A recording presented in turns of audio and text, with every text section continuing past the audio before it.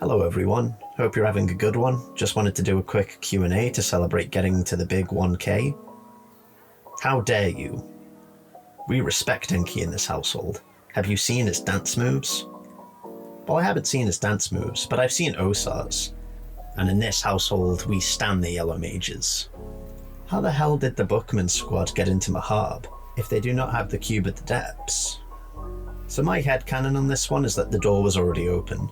I think probably by Nilvan, but possibly Nasramas. Though I'll admit I'm writing for the game there. Honestly, it's just never fully explained. So if you had to place your bets, do you think Darce is the Tainted One? No, I actually think either Darce escapes or takes the girl down to the Heart of Darkness. The only character in the dungeon I think that even has a remote chance of becoming a new god, besides Le'Garde, is actually Trotra as the Radiant One. But I'm kinda gonna get into that in another video, so I won't go too deep into it here.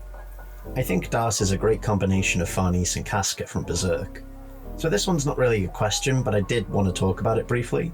I actually had a 4-minute section on that for my Darce video, which I ultimately ended up cutting. Though in retrospect I really regret it. But essentially it just kind of pointed out how Casca and Farnese go through an arc there where they abandon their fanaticism. And I think Darce will have a similar arc, or does have a similar arc in the game. But I felt it slanted the video a bit too much.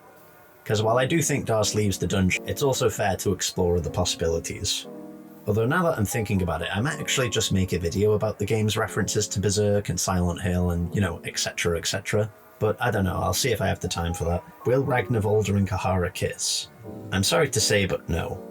Unless I do a lore breakdown of Dungeon Knights, maybe. Not the best in combat. You really dare to badmouth the man that starts with dash, escape plan, and gets to easily have Ungard within 5 minutes or less? Look, I'm not gonna lie, I suck at video games. My only strategy in Fear and Hunger combat is head goes slice. We know there's much to cover on the subject of Fear and Hunger, but all stories have an end. So which topic do you plan on covering next? And this question is a perfect segue into...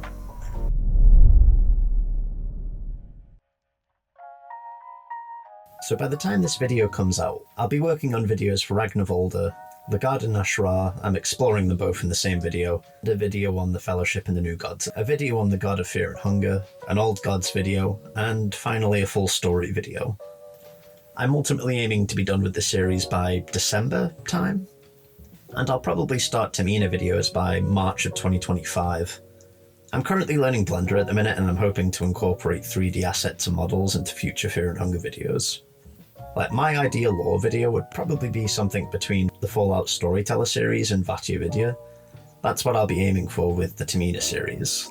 I'm quite happy with this series as it's going, but one thing that does irk me is from video to video the tone kind of changes, and the thumbnails are mid. But because of that, I'm kind of worried they might age poorly as a result, which is why I'm going to go with a slightly different approach for the Tamina videos. Right now, as far as Tamina goes, I have around 25 videos planned, with the average being about 15 to 25 minutes or so, with the exception of however long the full story video ends up being.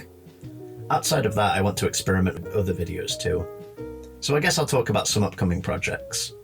Fear and Hunger is my priority right now. Let's be honest, it's why most of you guys have subscribed in the first place, and I want to deliver every planned video I have to you within, say, a reasonable time frame. Hopefully December, we'll see. After that, I'd like to get into video essays as well as other lore explorations, I suppose.